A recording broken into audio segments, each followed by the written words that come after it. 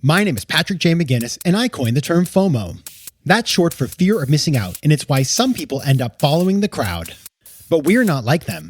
We're part of a new species that isn't afraid to do things differently. I call us FOMO Sapiens. And this is the show where you'll meet people like us, phenomenal FOMO Sapiens, to learn how they find the courage and the ideas to live exceptional lives. FOMO. FOMO. Hey everybody, welcome to another episode of FOMO Sapiens, the show for people who don't just follow the crowd, but instead take their own path to success in business and in life.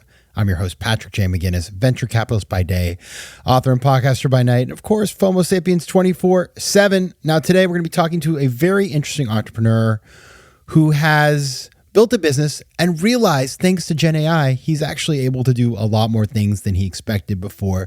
So he has launched a new product that is really driven by Gen AI, and just understanding his journey, where he has been, what he has learned, and how he is taking advantage of this new technology is really interesting, because it's allowed Carlos Hernandez, who's my guest, to go from an original concept more in Fintech to basically expand into legal tech, to broaden his audience from the Hispanic community, where he started out, towards really anybody who needs more access to legal and financial tools. So really interesting. I love seeing and talking with an entrepreneur who has gone out there, sees his or her company as a laboratory, keeps an eye on the market and evolving technology, and then brings it all together into a solution, which is what we're going to be talking about today. My guest, Carlos Hernandez, is the founder and CEO of Crediverso and My Pocket Lawyer, which is his new product. An LA native, Carlos is the grandson and son of Hispanic immigrants and grew up not only listening to stories, but seeing firsthand how the U.S. financial and legal system affected the Hispanic immigrant experience. Now, he is a graduate of Harvard undergrad law and business school. He's got the trifecta. Wow. He's a registered attorney with the American Bar Association in California and a licensed real estate broker with the California Bureau of Real Estate. He's got it all. Now, what are you going to learn today? This is one of these episodes I so enjoy, which is just like, let's get inside the head of an entrepreneur. What are they doing? What are they doing with the information they learn? How are they integrating that into their plan and building that business? Now, my small ask today, head over to LinkedIn, Patrick McGinnis. I got all kinds of good stuff there for you. Connect with me.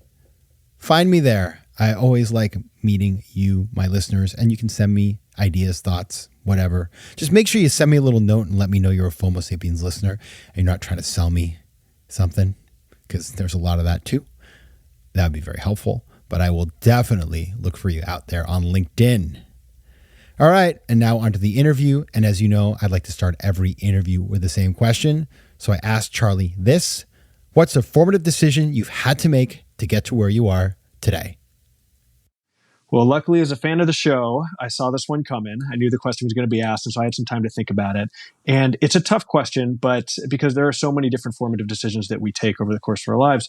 But I think the one for me was, if I look back from when I had two parents who were both lawyers. My mother grew up in Mexico. She was actually the son of another lawyer. Dad grew up in LA, but both of them went to law school practice. And my entire life, I always thought I was going to be a lawyer. It was always law. When I was in college, I was part of the Undergraduate Law Society. I was the editor of the Undergraduate Law Review, which is kind of like the baby brother to the Harvard Law Review, very much a baby brother. And then I went to law school. Throughout the whole that time, I practiced in a junior capacity. I was at law firms in Mexico City. I did some work at a law firm in New York. And when I graduated, to answer your question, the biggest formative decision I took, it was not going into a big law firm. And that really impacted my career in so many ways, because it's, in many ways, not that it is an easy job at all. I mean, you're working probably 16 hours a day, almost every day. But it was the easy path to follow, because it is one that is very secure, it is very certain. And I was graduate from a school that sends probably a larger proportion of the student body to big corporate law firms in New York than anybody else. But not going to a big corporate law firm put me in the position to do something that I felt was much more important to my life goals. And that was, one, it was to start a company. Start this company, Crediverso, which we can talk about more today, and to doing something entrepreneurial, but also do something that would help people directly. And it gave me the opportunity to have exposure to both individuals and small businesses in a variety of different areas. and gave me insight into what their challenges were, what their needs were, how we as a small business could help them, and then also just be in their shoes almost. I was operating a small business, and it gave me very good perspective into what those challenges were. And so that has shaped what we've done as a company, what I've done personally, what has really been rewarding to me. And I don't know if I would have had those same opportunities if I had taken that well-trodden path of going to a big law firm. Yeah, it's you did something really, I think, really intelligent or really, really clever, which is you got the credential, so you could always go back, but you took the risk to do the thing when the stakes were lower. And so you kind of had that perfect combination of a nice backup plan. But if you weren't feeling it, then, why not go explore? So that's what you did. And you started this company called Crediverso. Now, tell us a little bit about the company and why. I always love to know, that founder product fit or that founder company fit. Why was this the company you wanted to start? It's a great question. And I think for a long time, I had wanted to do something that was positive for the community. And there's always, especially coming from the fields of law, finance, whatever it is, there is always that inherent tension between doing something that is positive for humanity and doing something that is positive for professional career growth, big paycheck, big fancy imprimatur, whatever it is. And I wanted to do something ideally that would accomplish both. I think that's the perfect outcome. And so I grew up the son of an immigrant family. My mother grew up in Mexico, and I had seen firsthand the challenges of being an immigrant in the U.S. The access to information, you have language issues, you have disparate access to resources. It is very hard to be an immigrant in the U.S. And I saw that, not directly because I grew up here, but through many friends and family members. We were always crossing back and forth between Mexico and the U.S. And so I had this visibility into a community that was vastly underserved by the offerings that existed here in the U.S., especially compared to the general market. And they are by no means the only underserved community. There are many communities that are underserved, but it was one that I knew well. And we made the decision essentially as a company to try to solve some of the needs of this underserved community. We established as our core mission statement to serve the underserved. We began with the Hispanic community because it's such a large portion of the country. And we had the intention of expanding even beyond that into broader immigrant groups and really anybody who was underserved. But the core mission always was to serve the underserved. And that's what we were doing with that company. Take me through the process of building the business plan. So you kind of have this vision. How did you figure out the best way to tackle that? Because you hadn't done this before, right? You'd gone to business school and law school, and you'd worked in kind of the hotel industry, but this is a whole different pivot. What was your process to, number one, figure out what you wanted to do, and number two, sort of be able to look investors straight in the eye and tell them, I'm the right person to build this? I think you have different types of founders, and I'm sure you'll appreciate this given the seat you have as a venture investor. But there are definitely different types of founders. You can have a technical founder, you can have a non-technical but business savvy founder, and in certain instances, you have either a founder who knows the business really well, or you have a founder who knows the market really well, the demo. And I think I was the latter. I was one who knew the demo really well. I very distinctly understood the pain points and the challenges of our core user base, and the idea was to, beginning with that consumer, have taken a consumer-centric approach, identify what their challenges were and how we could respond to those, and then build the business around that. And so that's what we did. We actually began as a fintech company. We've expanded, and I would say we are probably even more of a legal tech company now than we are a fintech company. But the core mission of the company remained the same, which was identify areas where our consumer was underserved and try to create products and solutions that would serve those. And so in our initial founding as a fintech company, we basically observed that you have all of these financial products in the US, from it, whether it's loans and credit cards to insurance, to bank accounts, to tax products. And you had this one community that was underserved across all of those different verticals. And so we actually began by trying to create solutions for some of those different financial verticals. We created a series of marketplaces that gave people visibility and information and access to these different product categories. And so we created this tool that I thought was really interesting, which was basically for remittances, which is international money transfers. And as you can imagine, a large portion of immigrants who come here to the country to make a better life for themselves, they send a good portion of their paycheck every single week back to their home, back to their home countries, to their families. And we give them a tool to find the cheapest and the best way to send remittance every single time they do it. These remittance services, they can be very expensive. They can have a lot of fees. And if we could remove some of those fees every week for someone, or every 2 weeks when they got their paycheck, then we were actively making people's lives better every time with that tool. And it was totally free to the user, because we would get it was almost an affiliate structure where we were compensated by the remittances companies. So, that was one example of how we did it. Another example that we've been working on recently is a banking product that doesn't require you to be fully documented as a citizen in the US. Very challenging product to build, but a very necessary product. I mean, not long ago, we had a company summit here in LA. We have folks kind of all over the country and down in Latin America, but we had a company summit here in LA, and we were over in the El Salvador corridor in downtown LA. And I was speaking with a woman who shared a story about how her father, who immigrated here from El Salvador, used to, every dollar he made, he would put it in an empty Gatorade bottle and bury it in the dirt underneath a freeway overpass, because he couldn't get a bank account, had nowhere safer to put it. So you hear stories like this about people waiting in lines outside remittance companies, about spending half their paycheck just on the fee, about people putting money in bottles underneath freeway overpass because they can't get access to bank accounts. And the mission becomes very clear as a founder what you need to do. And I mean, I'll share a bit about what we're working on next in a moment, but it has all stemmed from these observations of actually having conversations with real users, real small business owners, and seeing where they were having challenges. FOMO. So you're sort of, it sounds like what your approach has been you deeply know the customer and the customer's needs and pain points. So you're like, you understand the customer partially because of your own lived experience, but also because you did a ton of work on that. And then you're innovating on financial products that are there to help that person in many different ways, whether it's bringing them to the banking system or providing financial services around that. I'm curious, like this is a customer that is growing, obviously, like the U.S. Hispanic community and the amount of folks that we can sort of put into that community has grown over time, and also is becoming more financially powerful. But at the same time, it's not new, and yet it's still deeply underserved. And I'm curious, like, as you think about that coming in as a new entrepreneur, like, how do you frame that up? Because you're like, well, this is a group of people who have a ton of needs that aren't being served, but it's not like nobody's ever done this before. Nobody's ever tried to solve these problems before. How do you as an entrepreneur build up the confidence to think that you can be the one that will kind of chip away at this in a different way? Oh, hubris, probably. That's a precondition of being a good entrepreneur. It really is. I think you have to have boundless optimism, honestly.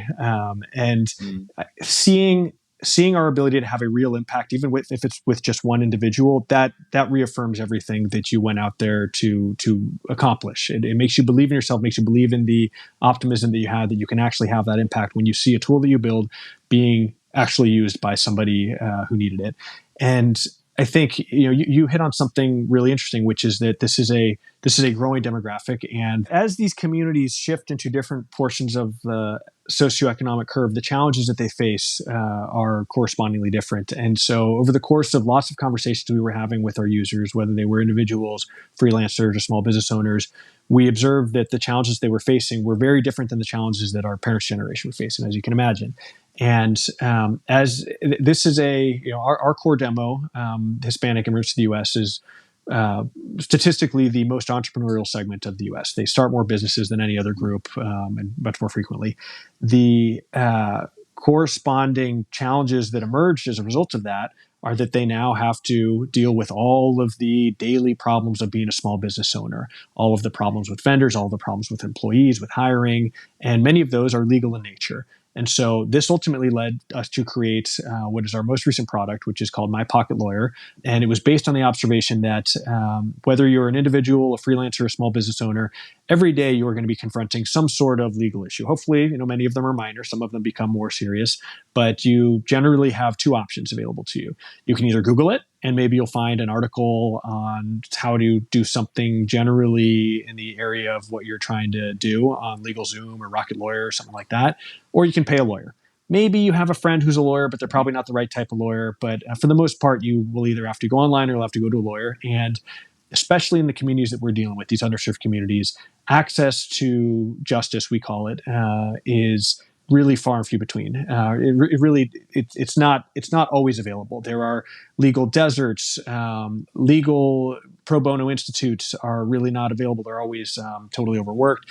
And so we built this tool that essentially lets users take any sort of legal challenge that they have, and they have a vendor who didn't perform. They can upload the contract. They ask questions about it. We tell them what their options are. We simplify the contract for them. If they speak Spanish and the contract is in English, we translate the entire thing for them and give them answers in their language, any language, by the way, because we know that this is a challenge that is not unique to this demographic. And the goal here was really to democratize access to legal services.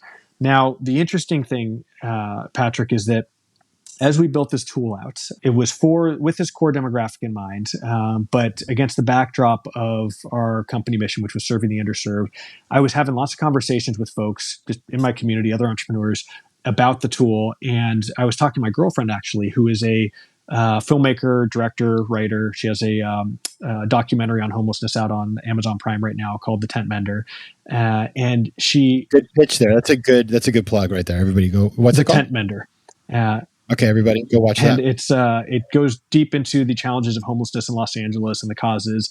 And she, by virtue of being in the creative profession, had a unique insight here, which is, hey, this is not just something that it needs to be applicable to small business owners in your core demographic, Crediverso. This is something I could use it.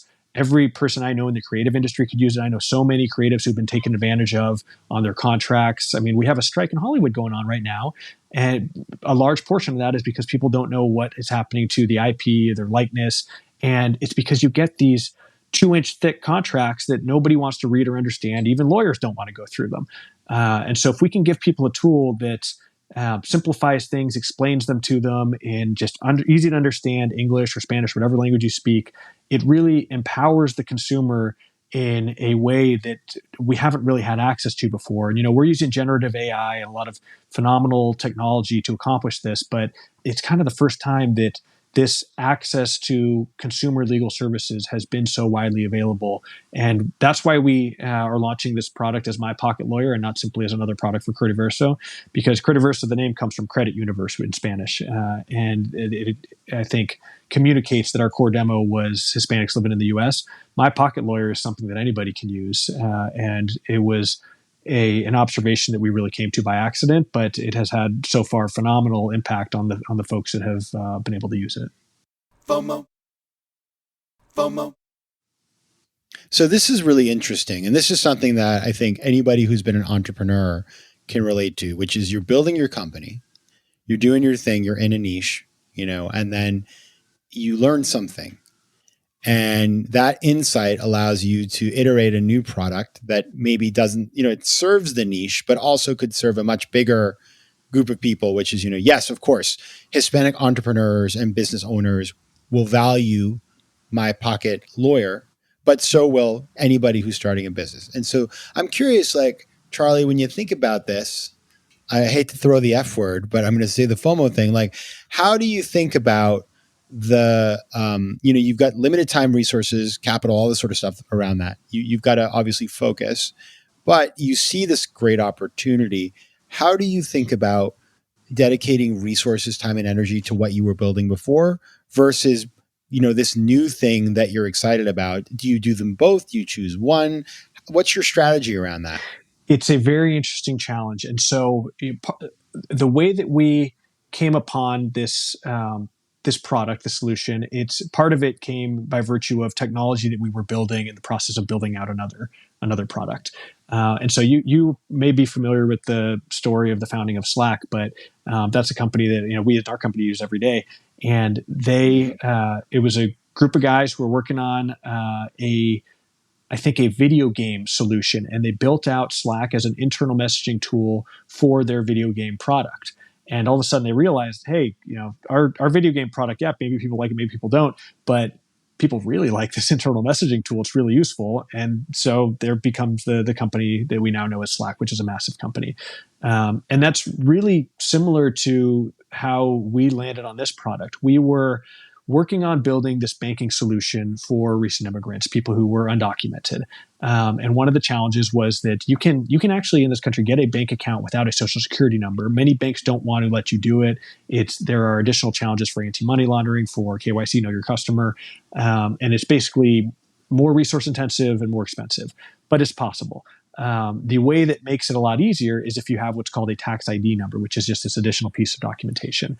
So we found that we had tons of users who we could get into a bank account if they didn't have a social security number, but if they did have a tax ID number. And we started building out this tool to help them get through the documentation, this government documentation. You can imagine it's a total headache to get through that documentation with basically the benefit of generative AI. So we would take a snapshot of whatever they had, whether it was a foreign driver's license, whatever, and we would essentially help them populate this tool in an automated way, apply for this document, and then they would be now for the first time an eligible bank account holder, which is great because the hardest thing in digital banking is creating that primary account relationship. If you're the first account they've ever had, you don't need to worry about them switching to other accounts or not creating direct deposit for you. It's way better.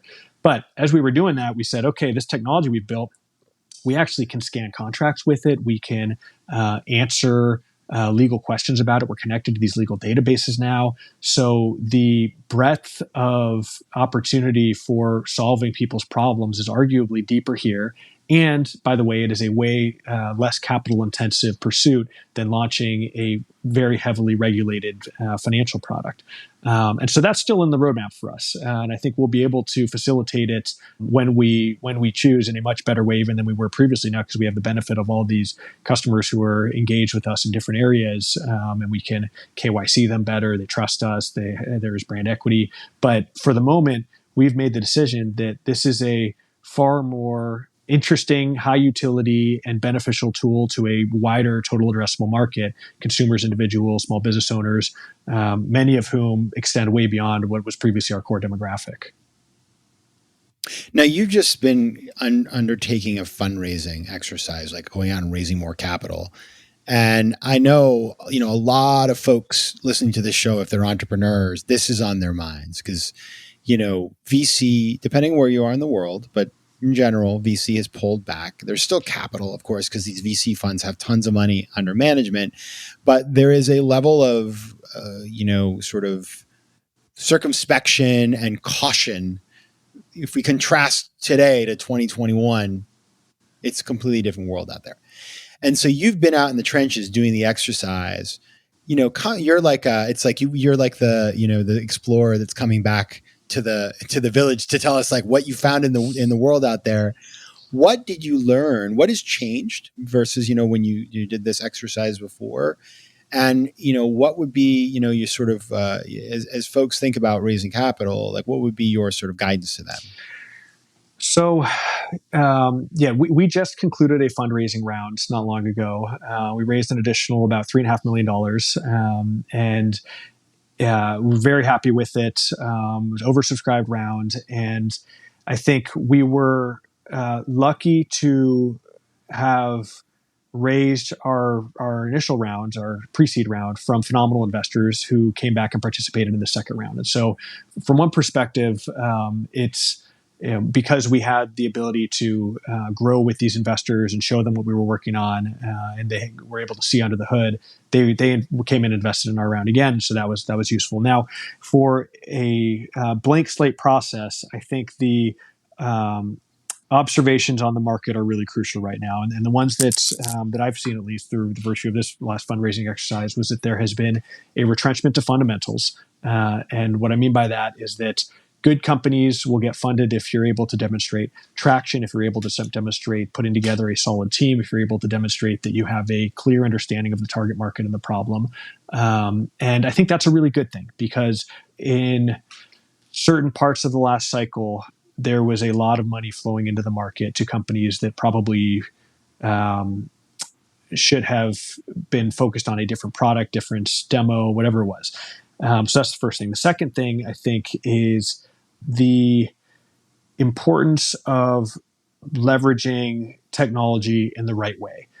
And what I mean by that is, so I'll mention one of the components of technology behind what we're doing right now. People talk a lot about generative AI. That's, I think, a very hot topic at the moment, especially among certain investor circles. And the way we've been using it is in legal tech, which I think is a pretty well understood approach to how to leverage this technology, just by virtue of the solutions it is well positioned to go after. And you've seen a lot of money, perhaps too much money, going into the legal tech investment sector for enterprise. There are a lot of companies, and many of them are doing great things, by the way. But you've got companies like Harvey that closed a $21 million round. You've got companies like Spiff closed a $50 million round. Logic.io, $16 million. Toll Counsel, Spellbook, all great companies, all doing really interesting stuff on the legal tech side, but all on enterprise. And nobody's going after consumer. And I think, as far as I know, we're the only ones who are doing consumer legal technology. And the point, I guess, that I would make there is that, maybe we can bring this back to the one of, I think, the core themes of this podcast, which is that venture investing can be a very FOMO-driven process. And I would be wary of chasing any trend, either as an investor or as an entrepreneur who's trying to raise capital. Don't go directly after the trend. A few years ago, it was the metaverse. Then it was crypto. Now it's generative AI. To do it in the same way that everybody is doing, I think, is a fool's errand.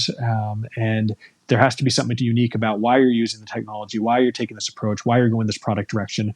And if there isn't, they're going to see right through it. I'll tell you something.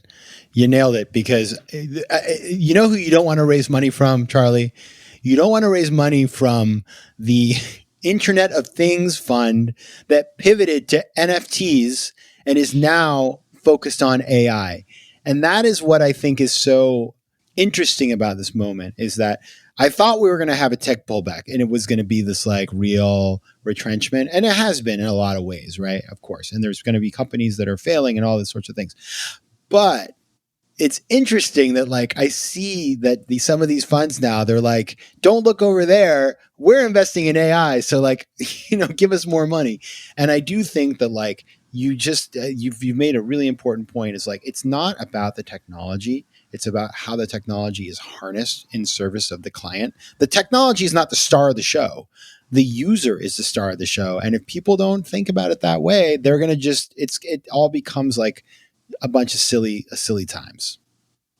Yep, that's exactly right. And I think getting back to your question about what our approach was when we started this company, it really was consumer centric from day one.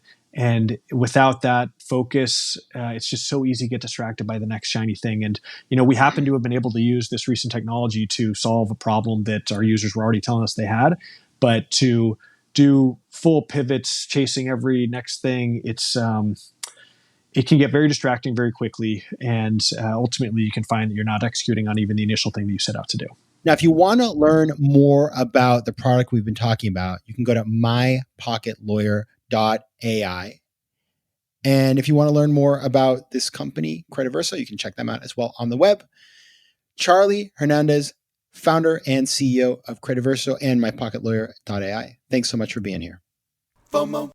If you like today's show, please be sure to rate it and recommend it to your friends. And as always, you can find me on Instagram at Patrick J. McGinnis, on Twitter at PJ McGinnis, and on the web at FOMOSapiens.com or PatrickMcGinnis.com, where you can get all kinds of free resources to live a more decisive and entrepreneurial life.